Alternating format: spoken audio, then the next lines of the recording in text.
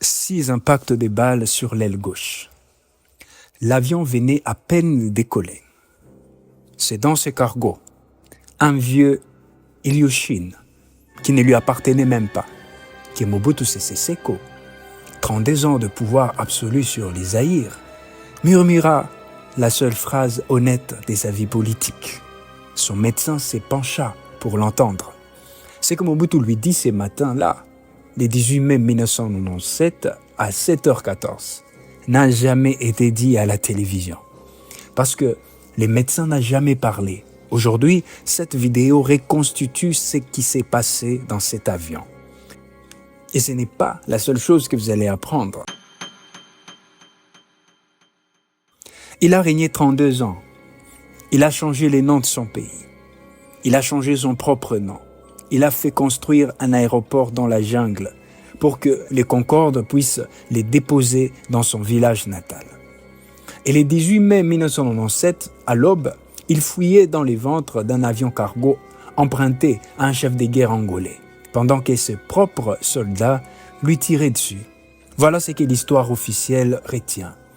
Ce que cette vidéo va vous raconter, c'est l'intérieur de ces dernières heures, les hommes qui étaient là, ce qu'ils ont vu, ce qu'ils ont entendu, et ce que certains d'entre eux ont emporté dans leur silence depuis 27 ans.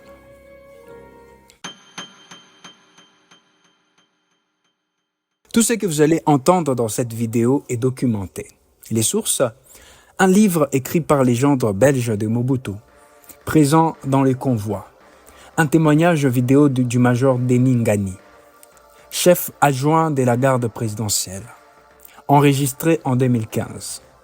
Les mémoires d'Onering Banda, conseiller spécial à la sécurité, qui attendait à Lomé, et une enquête terrain menée par 7 chercheurs locaux à Badolid, publiée aux éditions L'Harmattan. Quand une information est incertaine, je l'ai dit, quand une source a un biais, je l'ai dit, ce n'est pas un film, c'est une reconstitution historique, et la différence, elle compte.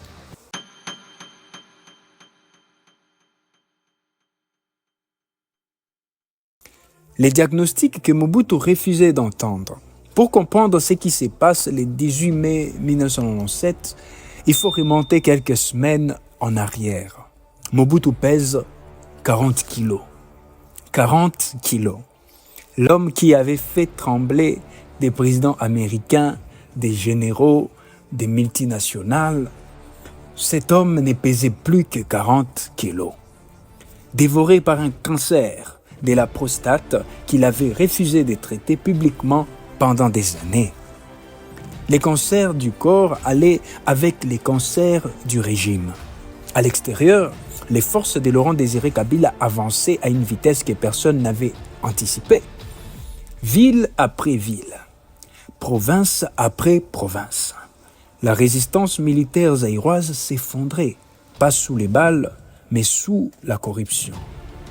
Des généraux vendaient leurs positions, des soldats abandonnaient leurs uniformes. L'armée de Mobutu ne se battait pas, elle s'est dispersée.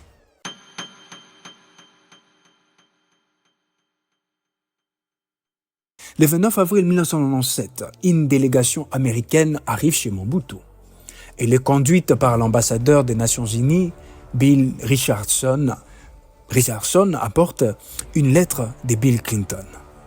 Le contenu exact de cette lettre n'a jamais été intégralement déclassifié. Ce que Richardson dit à Mobutu ces jours-là a été rapporté par plusieurs témoins.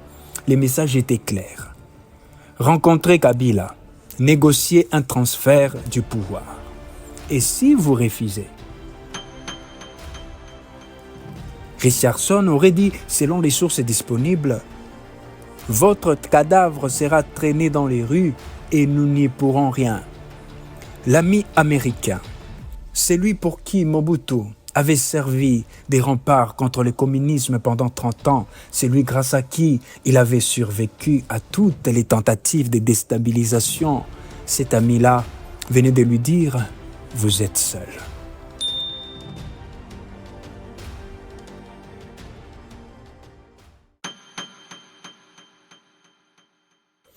Mi-mai 1997, Kinshasa tient encore, mais à peine.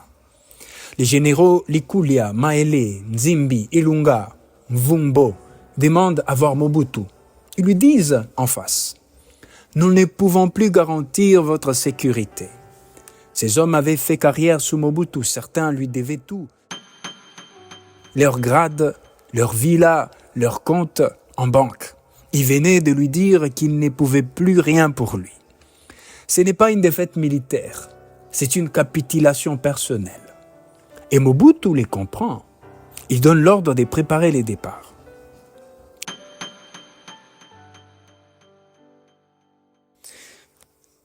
Le jeudi 15 mai au soir, Mobutu donne un ordre à ses hommes. Il faut vider les coffres de la Banque centrale. L'objectif, récupérer environ 40 millions de dollars en devises, de l'argent liquide pour l'exil, pour tenir, pour négocier. Le lendemain matin, à l'aéroport d'Njili, Mobutu monte dans son avion et demande « Où est l'argent ?» La réponse de ces hommes est floue. C'est que Pierre Janssen, légende belge qui était là, a consigné dans ses mémoires et sans appel. Chacun avait pris sa part au passage. La récolte était bien inférieure aux espoirs. Ses propres hommes, ceux qui transportaient l'argent, ils avaient volé les chefs pendant sa dernière nuit à Kinshasa. Et là, comprenez ce que ça veut dire. Même l'argent de la fuite avait été volé.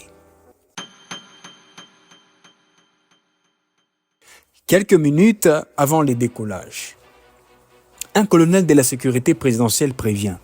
Un missile solaire est en position. Un attentat est préparé depuis la ferme de Lokali. Ces complots, si les sources sont exactes, auraient été orchestrés par le général Nzimbi, les commandants de la division spéciale présidentielle, l'unité d'élite chargée de protéger Mobutu, après que l'avion décolle. Nzimbi quitte l'aéroport. Il traverse immédiatement le fleuve Congo vers Brazzaville. Il ne retourne pas au camp. Il ne sera jamais jugé. Il ne témoignera jamais. Son témoignage manque entièrement au dossier historique. L'avion se pose à Badolit, le village natal de Mobutu, les lieux qu'il avait transformés en capitale personnelle avec son palais, son aéroport, capable d'accueillir un Concorde. Ses routes goudronnées au milieu de la forêt équatoriale. Mobutu pensait peut-être que c'était un refuge. C'était un piège. Son avion présidentiel est bloqué à Brazzaville. Le commandant Mukandila, chef d'équipage, refuse d'embarquer qui que ce soit. Il informe la famille Mobutu et se met à la disposition du nouveau régime. Les pilotes personnels de Mobutu viennent d'échanger des camps. Et pendant ce temps, à Badolit, les commandos de la DSP, la garde d'élite, décident entre eux que Mobutu a trop longtemps protégé le général Nzimbi qui les a exploités. Selon le major Ngani, certains envisagent de prendre Mobutu lui-même en otage, sa propre garde.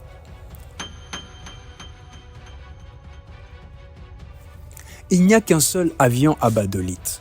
Jonas Savimbi, le chef de guerre angolais de l'UNITA, allié de Mobutu depuis des années, avait envoyé un gros porteur Ilyushin pour récupérer son matériel militaire stocké à Badolit. Ce n'est pas l'avion de Mobutu, ce n'est même pas l'avion d'un ami officiel, c'est le cargo d'un chef de guerre venu faire de la logistique. C'est le seul appareil disponible. Le major Ngani empêche son décollage en garant sa Jeep directement devant l'appareil sur la piste. Personne ne décolle tant que Mobutu n'est pas à bord. Il est environ 5 heures du matin, le 16 mai 1997. La décision est prise. Mobutu voyagera dans sa Mercedes présidentielle, embarqué dans les ventres du cargo. Maman Bobby Ladawa, l'épouse de Mobutu, pleure. Elle refuse de partir. Elle ne veut pas laisser Badolit. C'est le colonel Motoko qui finit par la menacer pour qu'elle monte. L'homme qui menaçait la première dame de partir avec son mari Pensez à ça une seconde. La Mercedes blindée roule dans les rues désertes des Badolites à l'aube. Elle entre directement dans les ventres des Liuchines, de la rampe cargo. Les réacteurs chauffent. L'avion commence à rouler sur la piste et soudain, les voilà. Les mutins ont atteint l'aéroport. Des soldats zaïrois, ses propres soldats, ouvrent les feux sur l'appareil. Des kalachnikovs claquent sur les fuselages pendant que Liuchine peine à prendre de l'altitude. On découvrira plus tard 6 impacts des balles sur Inel. Liuchine décolle à 7h14. À l'intérieur du cargo, dans sa Mercedes, Mobutu ne dit rien pendant un long moment. Puis son médecin personnel, le docteur Diomi, se penche vers lui et Mobutu murmure. « Même les miens me tirent dessus. Je n'ai plus rien à faire dans ce pays. Ce n'est plus mon Zaïre. » Voilà la phrase. Voilà ce que 32 ans de pouvoir absolu lui avaient appris sur lui-même et sur les hommes qui l'entouraient. Pas les ennemis, les siens. Les silences du docteur Diomi. Cette phrase, la phrase la plus importante de la chute de Mobutu. Nous ne la connaissons pas parce que le docteur Diomi a parlé. Nous la connaissons parce que d'autres l'ont rapportée. Jean-Pierre Languelier dans sa biographie de Mobutu publiée chez Perrin. Honoré Mbanda dans ses mémoires. Le docteur Diomi lui-même n'a jamais accordé d'interview, pas une, nulle part. Où est-il? Est-il encore en vie? Pourquoi ces silences? Personne ne sait. C'est l'une des lacunes les plus étranges de l'histoire congolaise contemporaine. L'homme à qui Mobutu a dit sa dernière vérité a disparu des archives.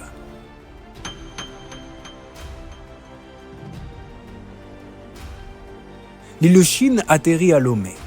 Honoré Mbanda attendait sur les tarmacs son conseiller spécial à la sécurité, l'homme qu'il avait écarté des années auparavant parce qu'il lui disait des vérités qu'il ne voulait pas entendre. Mbanda se précipite vers l'appareil, Mobutu descend, il se jette dans ses bras en pleurant et murmure « Honoré, si je t'avais écouté ». Militaires et civils présents sur les tarmacs éclatent en sanglots. Les gardes du corps s'agenouillent et demandent pardon.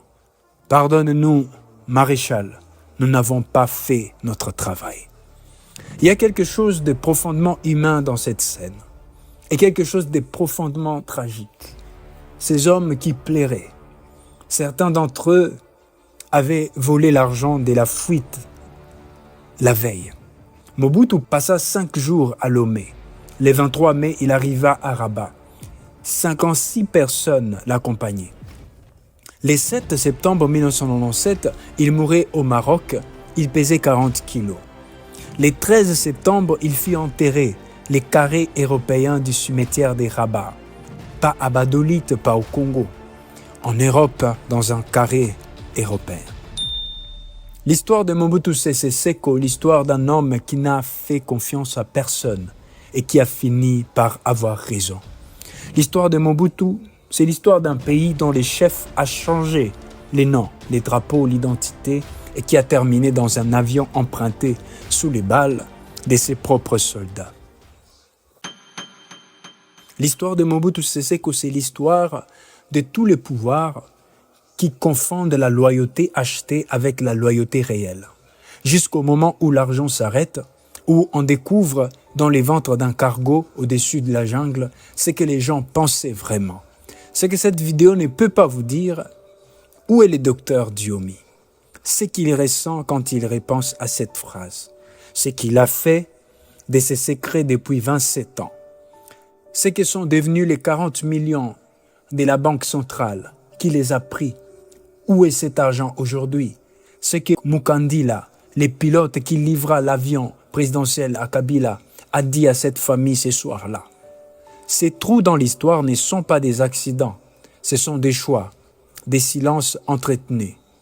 En tant que ces hommes et leurs familles n'auront pas parlé, l'histoire du 18 mai 1997 restera incomplète. Si cette vidéo vous a appris quelque chose que vous ne saviez pas, partagez-la avec quelqu'un qui croit connaître cette histoire, parce que l'histoire qu'on vous a racontée n'est jamais complète.